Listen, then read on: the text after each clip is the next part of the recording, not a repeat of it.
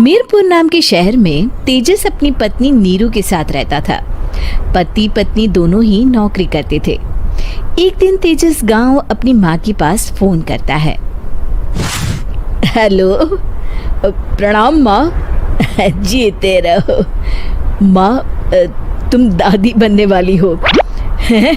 अरे वाह, ठीक है बेटा, मैं कल ही आती हूँ।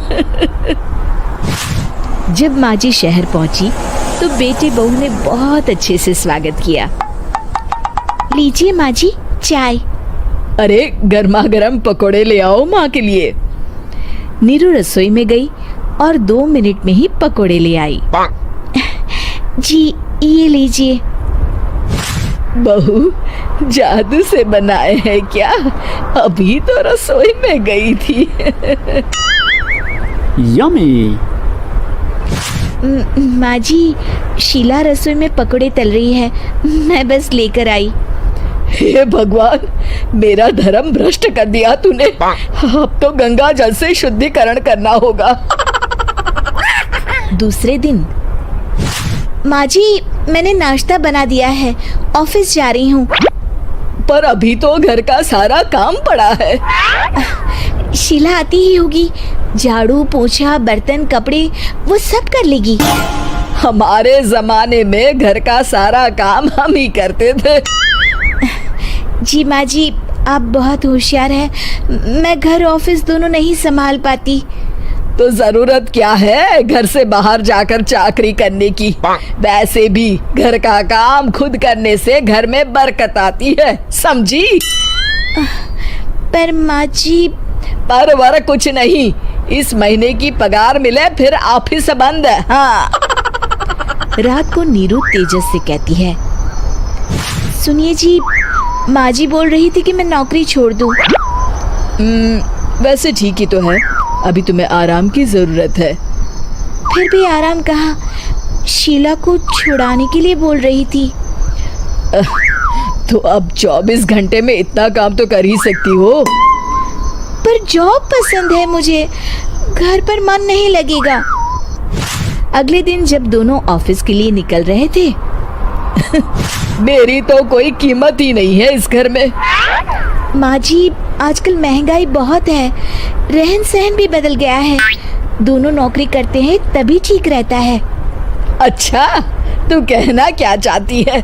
मेरा बेटा तुझे बिठा के खिला नहीं सकता? तू ही इस घर का खर्च चला रही है, हैं?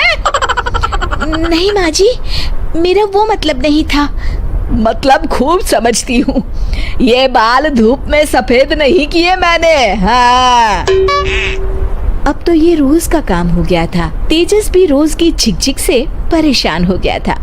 एक दिन उसने कहा, नीरू, वैसे भी तुम्हें मैटरनिटी लीव मिलने वाली है, तो अभी से ही छुट्टी ले लो।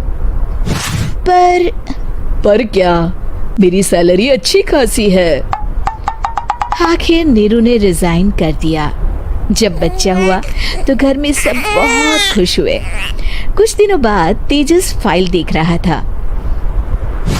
क्या हुआ तेजस, कुछ परेशान लग रहे हो? हाँ, वो हमारी जितनी सेविंग्स थी वो तो हॉस्पिटल में और छठी के फंक्शन में खत्म हो गई है नीरू। और अभी वैसे मंदी चल रही है तो मैं बोल रही थी कल मुन्ना को हेपेटाइटिस का टीका लगवाना है। नीरू, क्या पोस्टपोन नहीं कर सकते? नहीं जी, बिल्कुल नहीं। अब तेजस को समझ में आ रहा था कि उससे गलती हुई है। पैसों की कमी का असर घर के माहौल पर भी पड़ रहा था। अगले दिन, बेटा मेरा चश्मा और ये दवाइयाँ ले आना, पर्चा देते हुए माँ जी ने कहा। जी। तेजस, मुन्ना के लिए दूध का डिब्बा और डायपर भी ले आना, और ये किराने के सामान की लिस्ट है, इसे भी लाना है। तेजस गुस्से में लिस्ट मरोड़कर फेंकता है और चिल्लाता है, पैसे क्या पेड़ पर उगते हैं? ये ले आना, वो ले आना। अरे पर ये जरूरत का सामान ही है। वो गुस्से में बिना कुछ कहे ऑफिस चला गया। अरे लंच तो ले जाइए। नीरू दौड़कर डिब्बा पकड़ाती है। एक दिन खाना खाने के बाद, नीरू, अब तो मुन्ना कुछ बड़ा हो गया, तो अब तुम वापस ज्वाइन कर लो ना जॉब। पर इस रिसेशन में जॉब मिलना बहुत मुश्किल है। ट्राई तो करो। फिर मुन्ना? माँ जी है ना, और एक फुल टाइम मेड भी लगा लेंगे। पर माँ जी, उन्हें तो पसंद नहीं।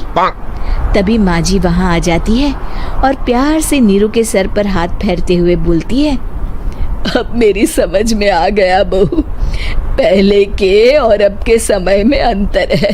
तुम काम शुरू करो, मुन्ना की जिम्मेदारी मेरी। मेरी प्यारी माँ जी। ये कहकर नीरू उनके गले लग गई। शिक्षा, परिवर्तन संसार का नियम है, हमें भी समय के साथ चलना चाहिए।